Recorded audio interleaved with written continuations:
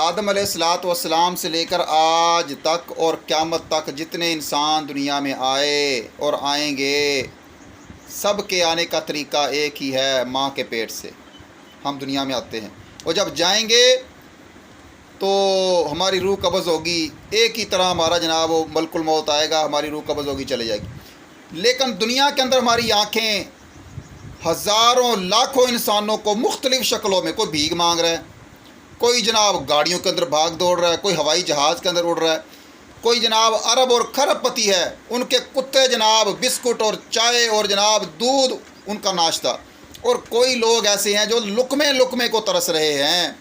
जिसके पास है वो अपने आप को खुशकिस्मत समझता है, जिसके पास कुछ नहीं है वो अपने आप को बदकिस्मत समझता है। हालांकि जिसके पास है उसका भी पेपर हो रहा है और जिसके पास कुछ नहीं है उसका भी पेपर हो रहा है, इम्तिहान हो रहा है। अब हम देखें कि हम कामयाबी की तरफ जा रहे हैं कि